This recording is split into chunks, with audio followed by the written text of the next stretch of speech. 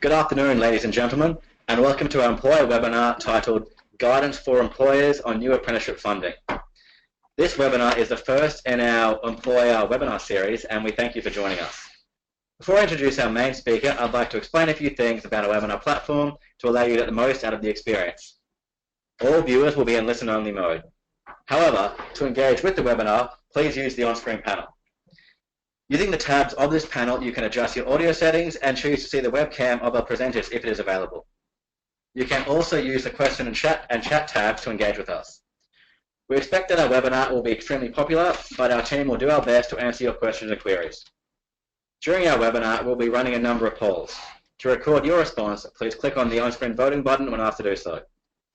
After the webinar, we'll provide a recording of the webinar, a copy of the slides, and a fact sheet to address any unanswered questions. Now I'd like to hand over to our main presenter, Bryony Kingsland. Good afternoon, everybody. Thank you for joining us today.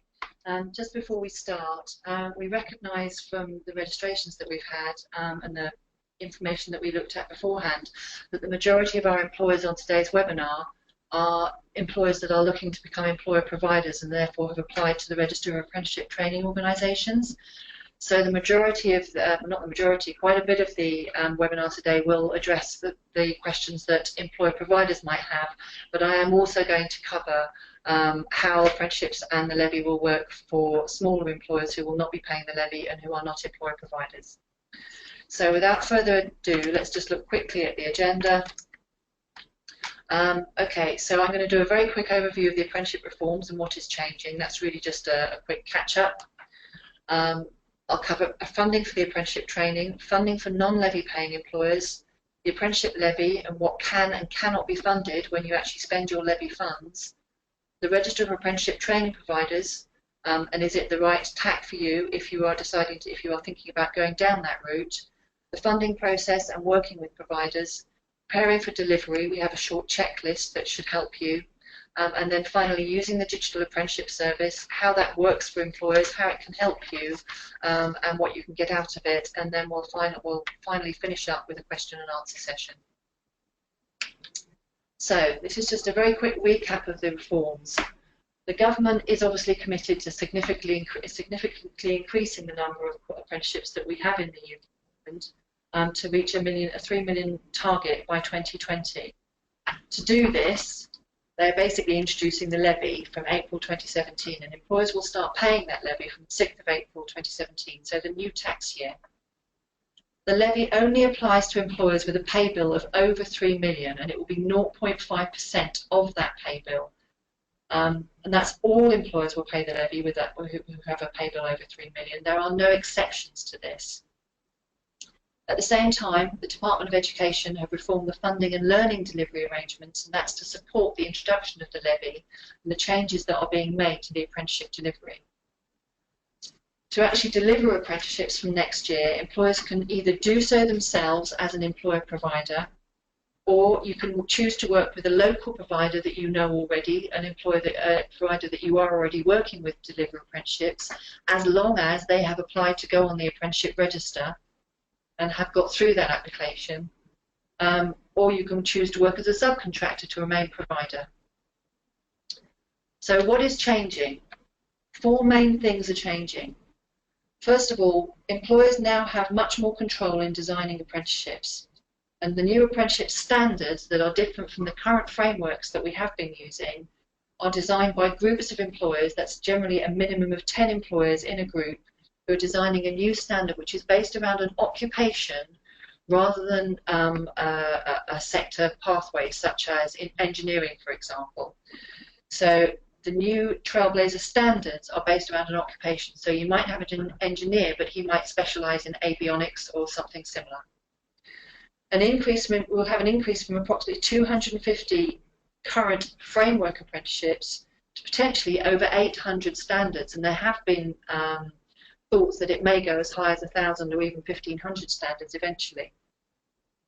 Each new standard, once it's been produced by the Trailblazer group, is consulted on before approval for delivery is given, and it's consulted on on something called Citizen Space, which is a .gov website that you can access if you put in Citizen Space to check which standards are being consulted on, and you can actually give your input to whether you think that standard is suitable for the occupation if it meets the requirements of you as an employer. And just a very quick note, some of the earlier standards that were designed, because obviously they were in pilot form, are currently being rewritten, and the final assessment plans are also being rewritten because it's now understood that they're not completely fit for purpose, so some of them are being readdressed. The next thing that's changing is that the new apprenticeships will be much more flexible and much more effective. One of the main things about the new apprenticeship standards, rather than the frameworks, is that qualifications are no longer mandatory as part of an apprenticeship standard. However, as an employer, if you choose to have a qualification as part of that apprenticeship, you can include that qualification in the apprenticeship, and that has been confirmed by the Minister. So this could include any relevant qualification of any size. But when I say relevant qualification, I mean a qualification that is relevant to the apprenticeship. So it would have to be an engineering qualification if you were taking an engineering apprenticeship. There's also been the introduction of endpoint assessment. The current apprenticeship frameworks are assessed all the way through the apprenticeship, whereas with the new apprenticeship standards, there will be a final endpoint assessment which will confirm the apprentice's knowledge, confirm their competencies, confirm their understanding of the occupation in which they're working. And these endpoint assessments can be in the form of an end test, they can be in the form of a project, they can be in the form of a professional conversation.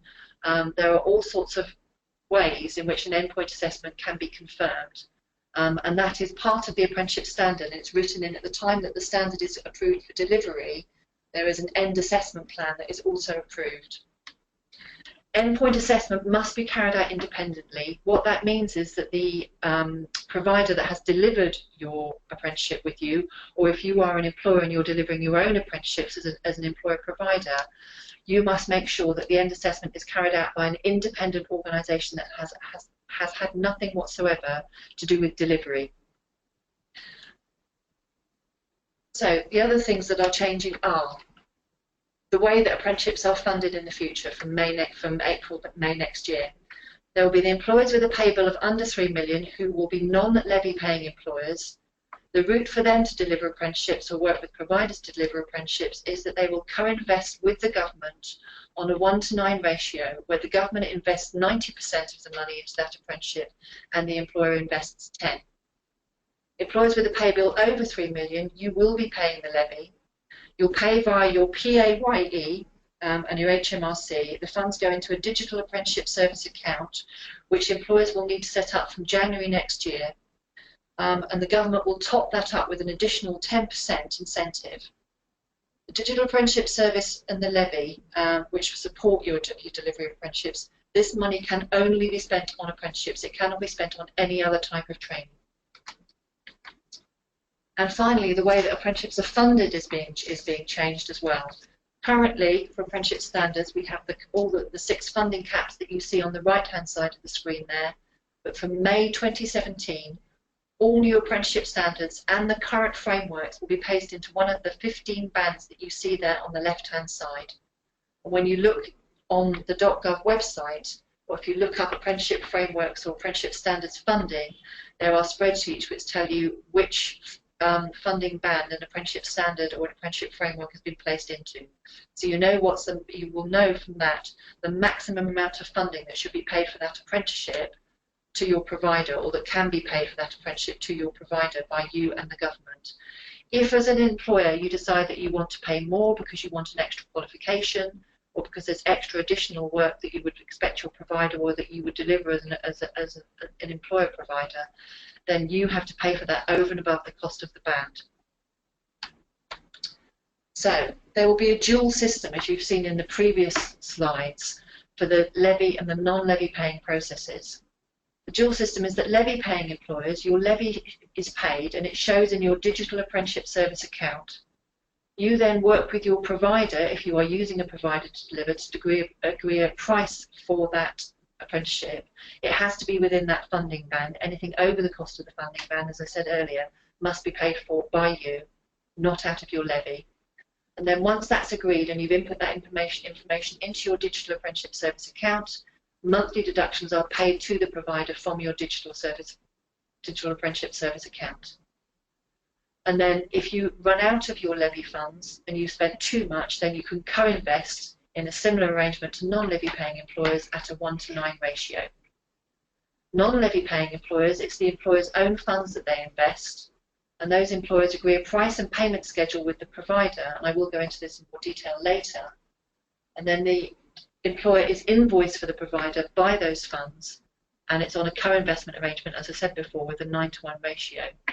And I should be clear, if there are any non-levy paying employers on this webinar, currently some employers have an arrangement of payment in kind with providers where they don't actually pay any cash up front, but they make other arrangements with the provider, or the provider does without the funds that the employer should be investing. From the 1st of May next year, that will no longer be available. The provider cannot draw down any funds from you as an employer, from the government, until you as an employer have actually paid your money up front. So they can only draw down funds once the employer has made the investment. So let's go into a little bit more detail about apprenticeship funding. So levy-paying employers pay 100% of the cost of an apprenticeship to providers out of your digital account. Non-levy-paying employers contribute the 10% and the government contributes the 90% in the co-investment arrangement. Levy-paying employers who have exhausted their funds but wish to take on more apprentices will co-invest with the government at the same 1:9 ratio as non-levy-paying employers. That will also show in your digital account. Employers with less than 50 employees, that's 49 or less, will pay no contribution towards apprenticeships if they take on either a 16 to 18-year-old or 90 to 24-year-old apprentices who are formerly in care or who have what is called a local authority education, health and care plan. Those apprenticeships are fully funded by the government. And from 2018, employers will be able to transfer 10% of their levy funding to another employer with a digital account, i.e. an organisation in their supply chain. So the co-investment funding arrangements look like this. If you were, for example, to recruit a network engineer or a software developer, the funding band for those apprenticeships is band 12, which is £18,000. So the government contribution is £16,200 and the employer contribution is £1,800. If you took on a 16 to 18 apprentice to go into those roles, you would get the £1,000 to the employer and £1,000 provider incentive to the provider. For an infrastructure technician at a band which is a level 3, the banding is at band 11, so the funding band is 15,000, so the government contribution, or the maximum government contribution, will be 13,500, and the employer contribution will be 1,500. So as I've said, there's a quick note there below which shows, as you see, the £1,000 incentive received by both the employer and the provider is for 16 to 18 apprentices only, and the additional funding is also available, a £1,000 incentive for both the employer and the provider for the 19 to 24-year-olds who have an education, health and care plan or were previously in local authority care. There is also additional funding which goes to the provider for apprentices that are taken on in deprived areas, but I won't go into detail with that because that's funding that the provider draws down. So a few main points about the levy. It's for anybody with a payable over 3 million. The levy payment process will operate on a monthly basis alongside your normal PAYE processes. The levy amounts will come out of your PAYE bill monthly and will accumulate monthly within your digital account throughout the year. Obviously, monthly levy payments can go up and down. That is according to your employer payroll amount. So your PAYE payroll amount increases or decreases as you take on or lose staff, which obviously can affect those employers that have fluctuations in staffing throughout the year or who have seasonal employment. And any overpayment of the levy that might occur is rebated at the year end. The government contributes an extra 10% to employers with levy accounts on a monthly basis as an additional incentive. And any unused levy allowance will be carried from 1 month to the next, but your funds expire 24 months after they enter your digital account. So if you're not using your levy amounts in 2 years' time, the government will recoup them and use them elsewhere. Just so that you're clear, it is employers' responsibility to declare via their PAYE that they are a levy-paying organisation. And Her Majesty's Revenue Service will be publishing levy guidance this month for finance and PAYE departments, which will tell them how that will happen. As I said previously, the government will contribute £2,000 towards the cost of 16 to 18 apprenticeship and 19 to 24-year-olds. That's £1,000 to the employer and £1,000 to the provider, and the employer must invoice the provider for that money. And then levy amounts in the employer account will reflect the workforce of the employer based in England in the previous year. What this means is for those employers that have employees that are based in Scotland or Wales, that money will be taken from your account via PAYE, because the levy is actually a UK-based levy, but you as employers will only see the money in your account for your England-based employees. This is based on the employee's home address. So if 10% of your employees are based in Wales and Ireland, and Northern Ireland and Scotland, then that money will come off your account and it will be passed to the relevant nations. Now, the nations themselves are just consulting with the government on how they will spend that money, because it will be given to them in a lump sum. You will not be able to spend it as part of your levy, but they will make decisions on how they spend that, whether it will be spent on general training, whether it will be spent on apprenticeship. So these are a few levy payment examples. As you can see, example 1 is for an employer with a payable of 2 million. The levy sum of 0.5% is 2 million, which equals 10,000 a year. Now, the levy has a £15,000 allowance, so if you subtract that allowance, it's less than 10,000, so there's a 0% annual levy payment. Example 2 is an employer with a payable of 5 million. At 0.5% of 5 million is 25,000. The annual levy allowance is 15,000, so you would have £10,000 levy to pay. After the 10% top up, you would get £11,000 worth of levy annually to spend on apprenticeships. An employer with a payable of 20 million, 0.5% of this is 100,000. So after your £15,000 allowance, you get an £85,000 annual levy payment. 10% top up means you would have 93,500 to spend on your apprenticeships on an annual basis. The allowance is not an amount that's paid to an employer, it's a percentage amount allowed before your pay bill of the levy is due, very much like PAYE. So we now have we now have a poll question which Jack is going to ask. So this is our first poll question of the day. Now keep in mind we are limited by the character limit on GoToWebinar, so what you see may be a shorter question, but it is the same question. So the first one is, are you concerned about your organization's ability to manage and support potentially a larger number of apprentices than previously without incurring extra costs? No, it might be a concern, or it is definitely a concern.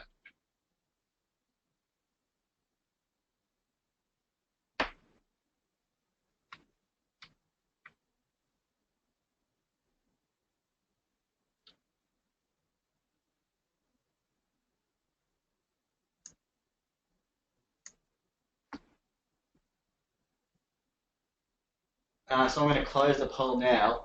It seems most of you think it might be a concern, which is a little bit troubling.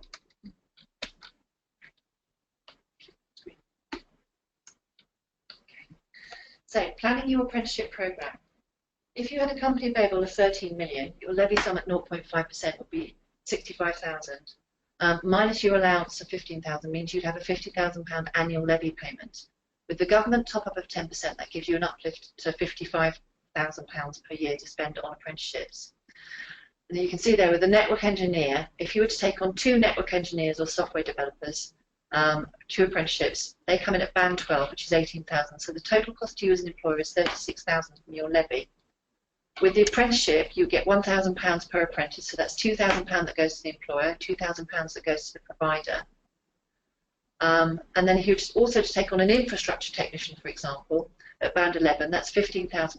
So the total cost of the employer is £15,000, plus your £1,000 incentive to you and your £1,000 to the provider. Total employer cost is £51,000. So that gives you some examples of the sort of spend that you can actually access via your levy. And then after that, you've pretty much exhausted your levy funds unless you're taking on a very junior member of staff, such as a customer service or business administrator. So your levy funds are exhausted, at which point you'd have to do the government contribution of 90% and 10% from you. So that's just an example of how you might plan your program if you wanted to take on more apprentices. Obviously, once you run out your levy, then you have to co-invest. Just so that you're aware, Maths and English is definitely part of the apprenticeship programme. Many of the standards have Maths and English written in as a requirement. Some of them do not, but many of them do. The funding for Maths and English does not come out of your levy. It's paid directly to the provider if they are delivering the Maths and English for you. If you're an employer provider, you will be able to claim the Maths and English via another route that will not come out of your digital account. In exceptional circumstances, i.e. if your apprentice is struggling to achieve the GCSE or the functional skills Maths and English, the Skills Funding Agency will support what are called stepping stone qualifications. Those are shorter qualifications which will enable your apprentice to progress to accessing the full GCSE or functional skills qualification. Any Maths and English qualifications above a level 2, if you want as an employer to deliver them or you want your provider to deliver them, you will have to pay for them because the government only funds Maths and English up to a level 2. So what can be funded out of your digital account or for those that are co-investing with the government? On and off the job training is funded. On-programme assessment and the formal endpoint assessment is also funded. Your provider or you can use e-learning as part of a blended learning approach. What it means is that you can't just deliver the apprenticeship via e-learning. It has to obviously be on the job training as well as a variety of other learning techniques. The registration, materials, examination and certification related to the apprenticeship is also funded. Resits of qualification or the non-accredited elements of an apprenticeship, i.e. that's the end assessment, can also be funded as long as the additional learning takes place. If there's no additional learning, then the employer has to either refund the resit or you have to come to an accommodation with the provider over the resit. An accommodation for residential learning or taking part in skills competitions is also funded as part of the use of your levy or as the co-funded arrangement. What cannot be funded is enrolment, induction, prior assessment and initial diagnostic testing or similar that you or your provider might carry out to assess the apprentice's need. That's not funded. Accommodation if the apprentice is away for the requirement of the job is not funded. Travel costs are not funded. Capital purchases are also not funded, as are apprenticeship wages. Educational trips or trips to professional events that are not specified in the apprenticeship standard are not funded. And as I said earlier, resits where no additional learning takes place are also not funded. The employer has to pay for them or come to an accommodation with their provider. Training and assessment and exams, tests or certifications for licence to practice are also not funded as part of an apprenticeship. And time spent by employees or managers mentoring the apprentice is not funded unless, of course, you are an employer provider and your manager or employees are actually delivering the apprenticeship. So Jack is now going to ask another poll question. So we have our second poll question of the day. I'll just launch it. How confident are you that your organisation understands the evidencing requirements for audit of spend of levy funds? Very confident, confident, getting there, or not confident at all?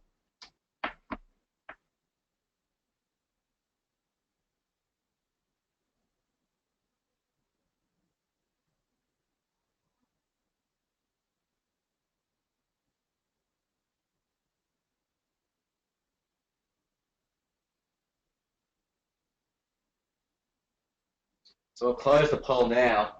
It seems most of you are getting there, which is a good sign. Okay.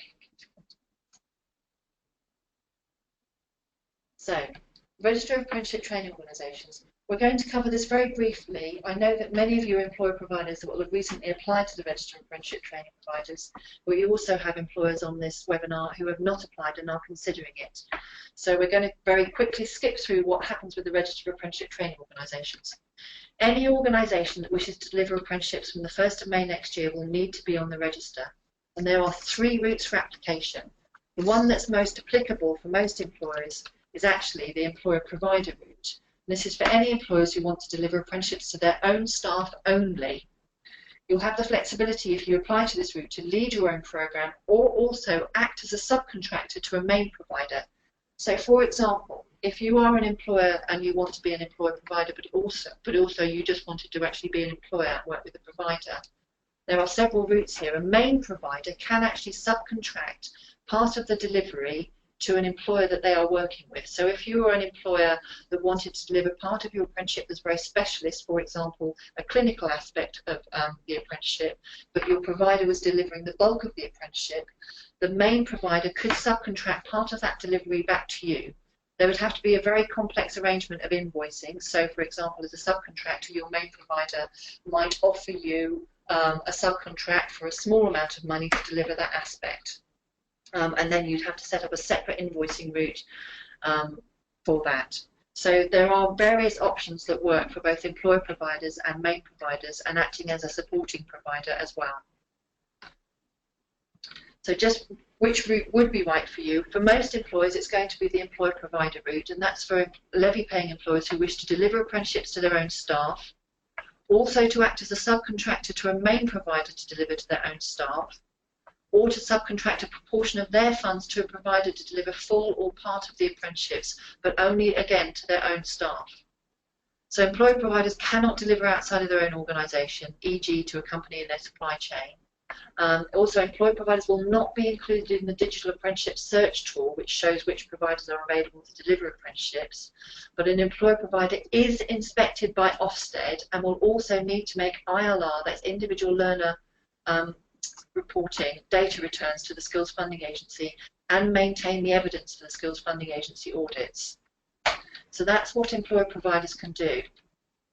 An employer provider can subcontract as well. So if you're an employer provider, you can subcontract to the following. You can subcontract to a small provider that's got a cumulative contract of less than 100k per year, but that's only to deliver, again, an employer provider can only deliver to their own staff, so their subcontractors can only deliver to their own staff. You can subcontract to a specialist provider that delivered a specialist aspect of your apprenticeship with your own staff, or you can subcontract to a connected company. That's as defined by Her Majesty's Revenue Service. And also that connected company would need to be on the register unless they were subcontracting with you at less than £100,000 per annum. There are many, many due diligence requirements with subcontracting, so I would encourage anybody that's considering subcontracting to read the subcontracting section in the employer-provider funding rules. But you would also take your own legal advice under the Public Contracts Regulations 2015 for your subcontractors. You must have a legally binding contract with each subcontractor that you use or that subcontracts to you and uses your funding to deliver. They can be used to complement your own delivery if you're an employer provider, but the information must also be in the written agreement that you have with them. And a written agreement must include what management fees that you are charging, if you are charging them, the amounts that you've subcontracted to those providers, both for funds and for delivery, the monitoring you undertake, and that's the quality of delivery that they're delivering on your behalf, and any conflicts of interest. Employer providers will need to return monthly data to the Skills Funding Agency through the Individual Learner Record Data Collection Service. You'll need a management information system that enables you to collect and manage this data. You'll also need to be ready for Ofsted inspections, and the Skills Funding Agency via the National Apprenticeship Service has a helpline for advice about becoming an employer provider, and you can call them on that number. Their support includes free workshops for large employers about becoming an employer provider, and also a named contact at the National Apprenticeship Service to support you. There's also a link there at the bottom to the Becoming an Employer Provider guidance document, which talks about becoming a training provider, and it's a very useful document if you're thinking about going down this route. So we have our third poll question of the day, which is, are you planning to apply to become an employer provider? Yes, we have already applied. Yes, we plan to apply. No, we are considering it, or I don't know.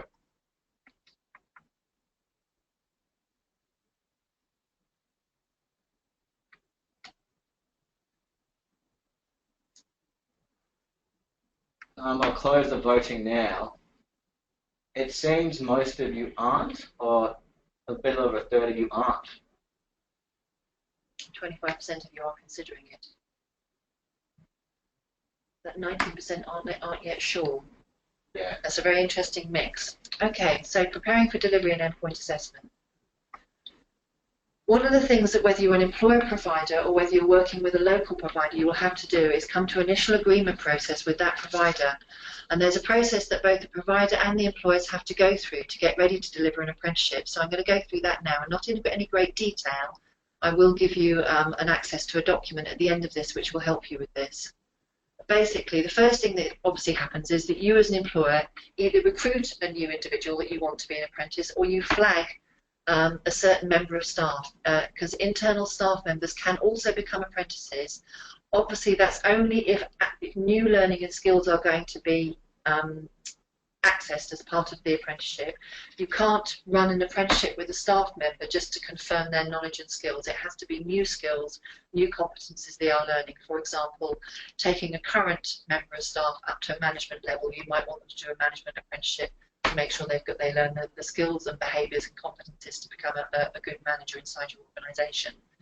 So you flag that you've got a new apprentice, you then select a provider from the digital search tool, or you can work with a chosen provider that is also on the register of apprenticeship training providers. They must be on the register to deliver, so it's worth checking on the DAS search tool that your provider is actually a registered apprenticeship provider. And then you meet with that provider and the initial negotiations take place, including when non-levy paying providers will contribute and who the endpoint assessment organisation will be. The endpoint assessment organisation is chosen by the employer, so it's literally down to the employer to decide who that might be. Your provider can advise you, but in the end the choice is yours.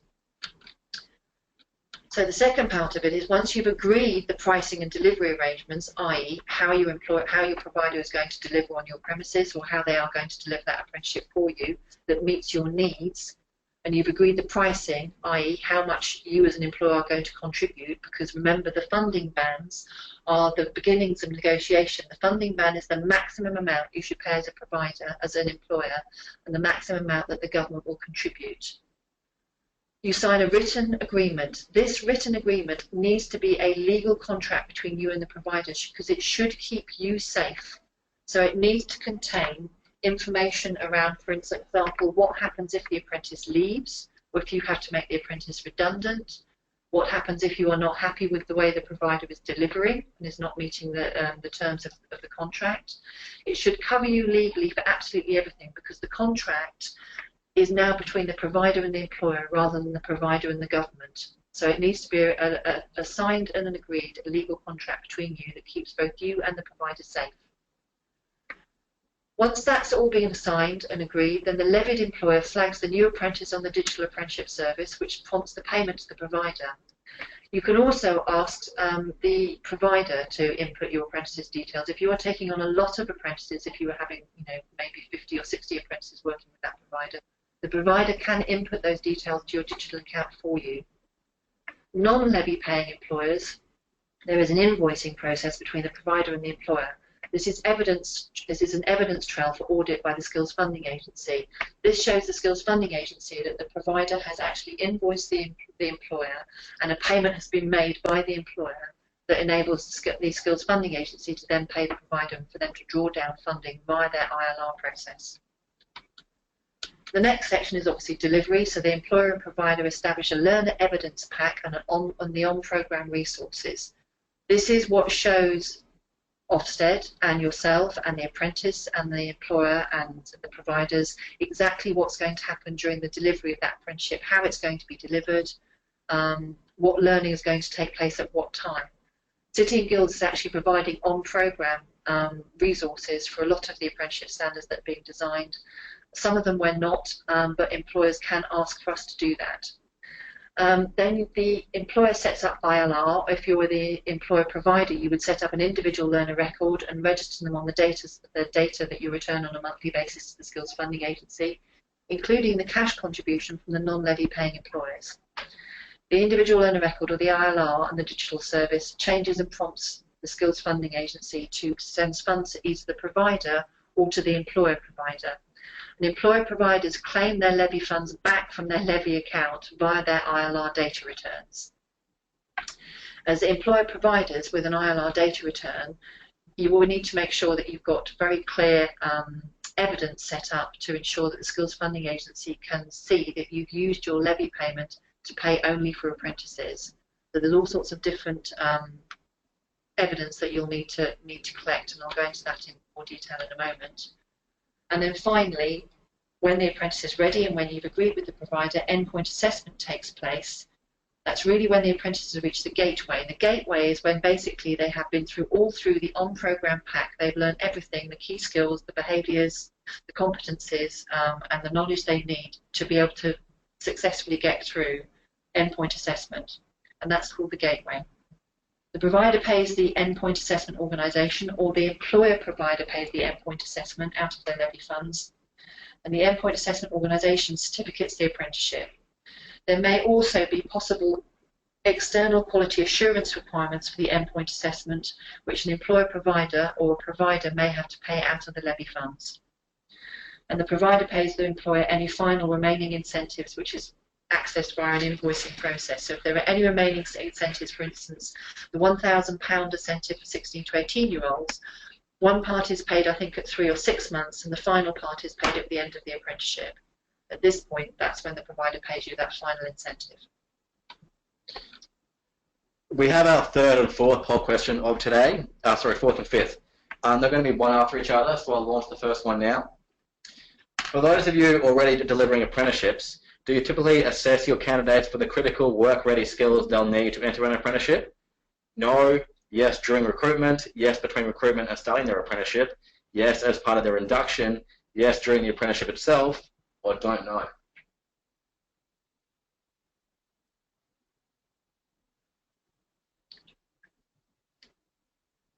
Yeah, it seems most of you do it during recruitment. I think it's pretty normal. Yeah. I'll close that poll now. Share the results for a little bit.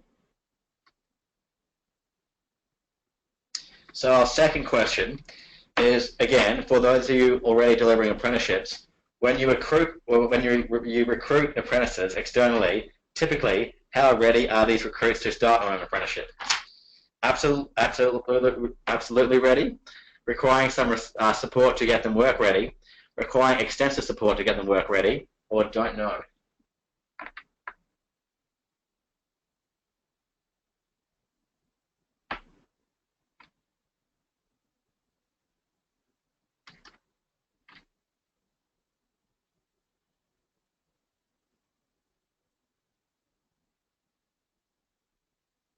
I mean, I do imagine it'd be very rare to have an absolutely ready apprentice. All right, some support mainly. Thank you, everybody. That's quite interesting for us to see. Right, so moving on, the written agreement. Okay, so this is a little bit of support for the written agreement, which is entered into by the main provider and the employer. Agreements entered into by yourself and are legal agreements, as I said earlier, so they should also include dispute resolution in accordance with the terms of written agreement, and ultimately this would be enforceable through the courts. So that's why I said earlier on, it should be a legal agreement between you and the provider. They should include details of any subcontracting that you might have agreed with the provider, as in they might be using subcontractors to deliver part or all of the apprenticeship. So you need to be aware of that. And also that should include any management fees for subcontracting, the amount that is being subcontracted, and what monitoring the main provider will carry out to ensure the quality of the apprenticeship to you, the employer. All of that should be in the written agreement, and you should be happy with that. It should also include endpoint assessment details, as in who is the endpoint assessment organisation, when approximately do you think it will take place, and where will it take place. When non-levy paying employers will make payment contributions, so payment in kind, as I said earlier, is no longer an option. Generally, a provider is encouraged to invoice a non-levy paying employer for their contribution at least quarterly during the terms of the apprenticeship. So that's at least quarterly, that has to happen within the funding rules. But you, as the employer, could decide that you wanted to pay the full amount up front, or you could decide you wanted to make your payments on a monthly basis or more regularly than quarterly. And as I said earlier, there should be dispute resolution details within that written agreement because they are enforceable through the courts. Just for information for any employer providers, the Association of Learning and Employment Providers, AELP, are in the process of putting together a pro forma for the legal written contract, which you might find interesting to use with your subcontractors, and for non-levy paying employers. That might also be of interest. However, you do need to be a member of the AELP to actually access that pro forma, and it might be worth your while. It certainly might be worth your while more than the legal fees. So before you start, this is a bit of an employer checklist that you might want to think about, or that certainly some of these are within the funding rules that the Skills Funding Agency has put out. So there must be a genuine job available after the apprenticeship is completed. We've had quite a few questions about this, so just to think about this, I know that I was with a group of local authorities the other day, many of whom have a statutory requirement to take on a percentage of apprentices as part of their workforce, but may not have a job available for all of them at the end. The way that they are looking at this is that if you take on 3 or 4 apprentices, there must be a job at the end, but it doesn't mean that every single apprentice is going to get that job. They might, all 4 of them, have to apply for the same job, and the most apt one will get it. So then you have to choose a training provider and negotiate a price. You must have an apprenticeship agreement with the apprentice. Now that link below takes you to an agreement template with the apprentice. If you have an apprenticeship agreement, it is necessary, if your apprentice is 16 to 18 years old, for the guardian or parents of that apprentice to also sign that apprenticeship agreement. You must also have a commitment statement signed by you, the apprentice, and by your provider if you have one. Again, I'm pretty sure that commitment statement also has to be signed by the guardian or parents of the apprentice if they are aged 16 to 18. You then record your apprenticeship in your digital account, or you can ask that provider to do that for you. They should only have access, providers will only have access to a certain aspect of your digital account. They will not have access to the levy aspect of your digital account. You then choose an endpoint assessment organisation, and the link below takes you to the register of apprentice assessment organisations, and you can look to see which organisations are available for the apprenticeship that you want to deliver. There may be a limited number of end assessment organisations which you can choose to do the delivery for you, but that link takes you to the spreadsheet where you can input the apprenticeship you want to deliver, and it will show which endpoint assessment organisations are available to endpoint assess your apprenticeship.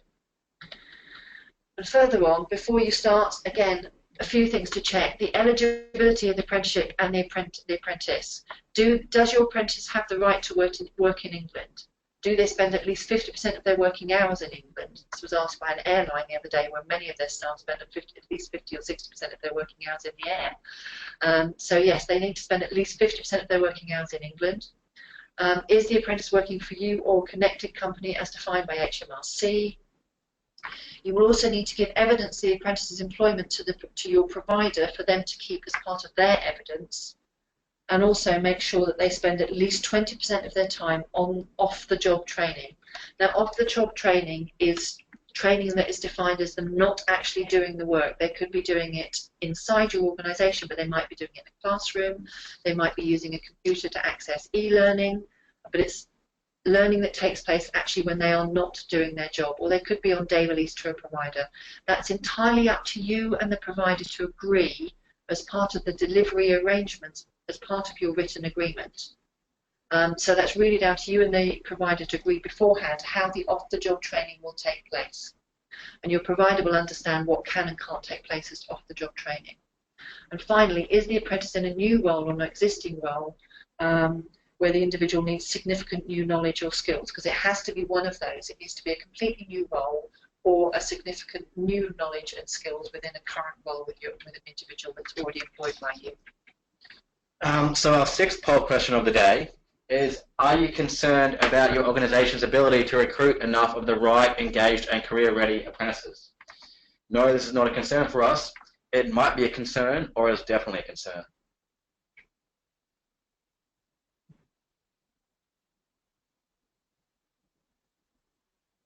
So it seems most of you aren't really sure yet.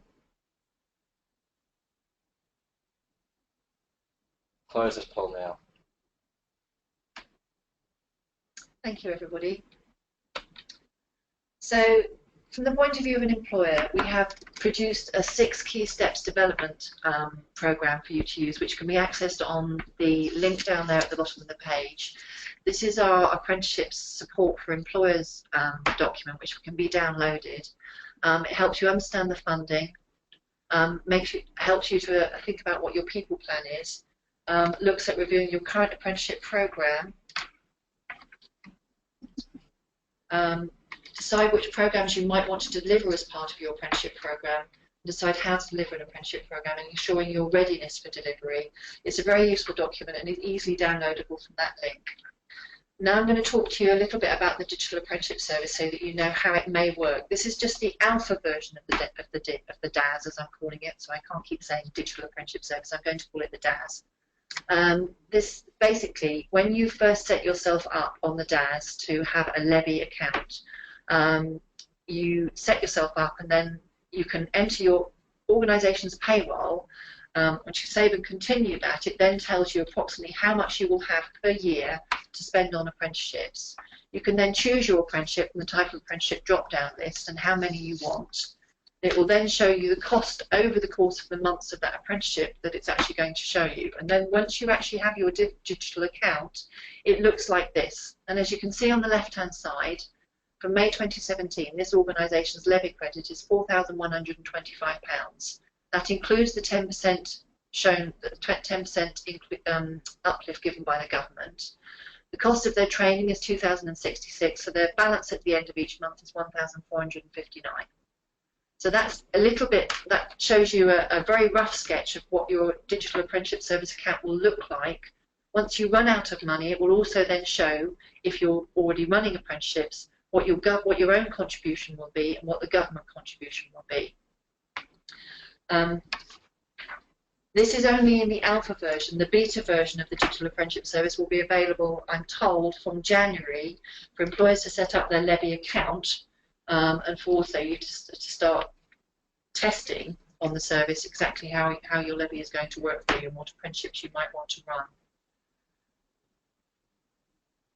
You'll be able to see on there, as I said, your government 10% contributions, plan your spend going forward, look at the funding you've spent and the funding you've got available going forward, both now and in the future, based on your current levy payments, mind you. It will also show information on each apprentice, but as I said before, your provider can input this information for you, or you can have an internal member of staff input that information for you. So how does the funding on the DAS work? Basically, you receive funding into your digital account via employer providers receive funding from their digital account via your ILR data upload to the Skills Funding Agency each month. And basically, however many apprentices you've got, the Skills Funding Agency will pay that amount to you as a provider via your ILR from your digital service account. So it's money going backwards and forwards, dependent on the number of apprenticeships you've got. Employer providers, you must ensure you've got the evidence to show spend of levy funds on the delivery of apprenticeships. So the sort of information that the Skills Funding Agency will be looking for you to evidence is payroll, pay slips, expense claims, etc. This is for your staff that are delivering the apprenticeships. They will expect to see training plans that include the hours of training delivered to each apprenticeship, and also the pay rates of your staff, etc., that you're using to deliver those apprenticeships to your own staff. So for employer providers, if you're wondering how on earth you get your money back, it's via your ILR return on a monthly basis. Skills Funding Agency will pay you very much as they do a normal provider. They will split up the cost of that apprenticeship across the lifespan of that apprenticeship. So if it's a 12-month apprenticeship, they will take the apprenticeship amount, split that into 12 equal parts and pay you via your ILR returns into an account you set up with them on a monthly basis. And the Skills Funding Agency rules for employer providers, it's a very key document. It can be found on the link that you can see there on the screen. If you are considering becoming an employer provider, or you are already an employer provider and you haven't seen that document, I would very much suggest downloading it and reading it, because it's got everything you really need to make sure that you are set up. The other thing that we've been asked quite regularly is how on earth will the government know what funding to take out of the employer's DAS account after the 24 months is up. Now basically, each apprenticeship which is added to the DAS will be automatically allocated a priority order. So I'm going to explain the table below there. As you can see, for an employer, apprenticeship 1 is priority order 1 because it's the first apprenticeship. If your start balance was £800, this is on a monthly basis, and your payment for the apprenticeship is £500 on a monthly basis, your end balance is £300. So you have no outstanding funds to pay, so no government contribution is needed, no employer contribution is needed. Then apprenticeship 2, which is the start balance of £300, which is what you have left as your end balance of the apprenticeship up on the first line there. Your payment is £300. You have no funds outstanding, but the actual cost of the apprenticeship is more than that. So your outstanding funds to be paid are £200. The government contribution is therefore £180, and the employer contribution will be £20. And as you can see, there's a priority order. So the more apprenticeships you have, the more priority they are, and the more it shows when the money is coming out for each apprenticeship. And the government will use that priority order to take the money out of your apprenticeship account on a month-in, month-out basis once the 24 months are up for using up your levy. I hope that makes sense. Just very quickly, this is basically what the Digital Apprenticeship Service Find Apprenticeship tool will be. So what you'll be able to see when you're searching for a provider is what you can see on the left-hand side of your screen. Obviously the provider training name, then there's an overview of what the provider introduction is, telling you what they do as an organisation and what they can offer you. Then it will show the apprenticeship standard or framework they offer, particularly if you're looking for a specific one. It will then give you contact information and the website details of that provider, the delivery locations, i.e. where they deliver around England, and any delivery modes that they might actually use. It also gives a brief description of how the provider delivers the apprenticeship. There is also performance data for each provider, as you can see there on number 6. On number 7, that basically tells you what the provider performance is. This information comes from the EPI Choices surveys that the government carries out, ILR achievement data, i.e. what percentage of apprenticeships does the provider actually achieve, and also their Ofsted information and Ofsted gradings. This information is populated automatically. The provider does not populate it, the government does. So endpoint assessment, you must select your endpoint assessment organisation from the register of apprenticeship assessment organisations, the link that I gave you earlier. Only those organisations listed on that register are eligible to be funded for endpoint assessment. Endpoint assessment costs are included in the funding band for each apprenticeship. Employers must also ensure the prices negotiated with the provider include the amount needed for end assessment. So your final price negotiated with the provider and put in that written agreement must include the cost for endpoint assessment. Levy payments from the Digital Apprenticeship Service to the provider and employer providers and the government co-investment payments will hold back 20% of that funding for payment of endpoint assessment. So if you're an employer provider, 20% will be held back, and you can only claim for that 20% once endpoint assessment has taken place. And end assessment payment arrangements for non-levy paying employers must also be included in the written legal agreement between the employer and provider. And finally, end assessment really assures the quality and currency for learner and employers. Basically means when the learner leaves you, they have a certificate to take forward to their next employer, but also when you are recruiting as employers, if you're recruiting someone that you want to know is qualified and has the skills and competencies to do the job that you need and you don't want an apprentice, you'll be able to see from there a certificate that they are a qualified apprentice or they have taken a qualified apprenticeship. So timelines for actions. HMRC will publish guidance for levy paying employers in December. Also, from the providers will be inputting their data and information onto the course directory where you'll be able to find their details that I showed you earlier. They'll be doing that in December, so you'll be able to access that hopefully in January. In January, employers can register on the Digital Apprenticeship Service to set up your own DAS account. There'll be nothing happening in February, so we'll all have a bit of a rest. And then non-levy paying, that's not really relevant, that's more of a provider issue, but basically the first successful applications to the Register of Apprenticeship Training Providers will be published, I've been told, on the 6th of March. In April, anybody who's thinking about applying to the register to become an apprenticeship training organisation as an employer provider, the second round of applications will occur and the register will open up for further applications probably late March, early April. From April the 6th onwards, employers start paying the levy, and in May, the first apprenticeship delivery under the new arrangements will start taking place. Those are some links to some very relevant documents which will hopefully help support you. And the City and Guilds will also be offering workshops in early 2017 going over funding in detail, the planning for delivery, ILR changes and performance management arrangements. We also can offer consultancy support in all of those areas if you need it.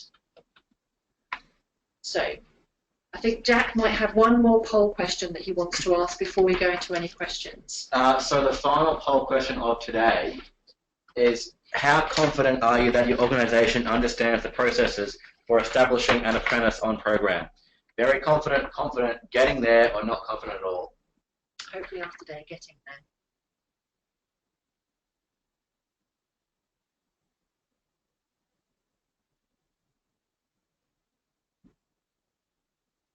Yeah, it seems the majority of you are getting there or very confident about it. Or sorry, confident about it. It's good. Well, I'm hoping that today helped with that. With those of you that are getting there, and help those of you that are not confident and going towards it. So I think we've got some questions that we can answer today, Jack. Yes, we do have 5 minutes for questions. Any questions we do not get to today, we will send an email out tomorrow with the questions and answers. So our first question of today is from Michael Lomas, which is, if we are a subcontractor to a local college, can the college be the EPA? If the college is delivering your apprenticeship, no, they cannot be the EPA. If they're not delivering the apprenticeship and you are delivering the apprenticeship fully, then your college can be the EPA because they're completely independent for your delivery. Our second question is from Hazel. What evidence will an employer provider need to retain for the SFA audit? Well, the document that I flagged earlier on in the slides actually gives you the full evidence that you'll need. That's the employer provider document, but also the I'm assuming that you're asking as an employer provider, Hazel. That document gives you a full list of the evidence that you'll need to collect. Our next question is from Dean. How does the EPA organisation certificate the completed apprenticeship, where appropriate, if they are not an awarding body? Well, they have to register on the Register of Apprenticeship Assessment Organisations, and to do that, there's a due diligence process which has to be followed, showing that they are an eligible organisation to be able to certificate an apprenticeship, i.e. that they have all the quality procedures in place, they have the knowledge, skills and experience to carry out end assessment, and no organisation that wants to become an end assessment organisation can end assess an apprenticeship unless they are on that register. So they may not be an awarding body, they may be a provider or even another organisation within an employer, but if they've passed through that due diligence process for becoming an end assessment organisation, then the Department for Education and the Skills Funding Agency considers them to be qualified enough to issue that certificate. I did speak earlier on about external quality assurance of end assessment, and the government is looking at how that might occur, as in checking that end assessment provides the quality that employers need. So I think we'll hear more about that earlier on in the new year. Our next question is from Paul. Can two organisations who are working in collaboration submit one application as a main provider, or do both have to apply separately? I think it depends on what sort of organisation you are, Paul. If you're separate organisations and you don't have a joint payroll, or you're not a connected company under HMRC, no, you would have to apply as separate providers and obviously make the decision about which route is best for you, because you can only apply for one route. Our next question is from Diane. Is there a template for the commitment statement? I don't know if there is, Diane. I will try and find out, and if there is, we'll put a link in our question and answer section. Our final question of today is from Alistair, which is it definitely monthly? I was under the impression that the profile can be agreed between levy-paying employer and a provider. No, the levy-paying employer and the provider, you don't have any influence over that, I'm afraid. It's an automatic 12-month, it's an automatic payment over the 12 or 18 months or 36 months of the apprenticeship, however long the apprenticeship is. The amount you've agreed with your provider will be split up into equal payments across that term, minus the 20% that's held back for end assessment. There is, I believe, Skills Funding Agency has yet to fully confirm this. There will be a function within your digital account that enables you to stop payments to provider. But you would have to obviously agree with your provider as part of the written agreement when that might occur, i.e. if the provider has stopped delivery, or if they're not delivering to the standard that you wish, or if something has gone wrong, i.e. the apprentice has left, or you've had to make them redundant, etc.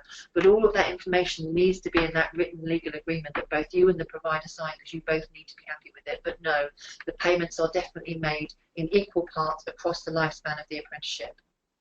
And the Skills Funding Agency arranges for that to happen from DAS by the ILR. All right, thank you so much for joining us today. We will send out an email tomorrow with any questions we can get to and the initial questions we had on the sign up to do the webinar.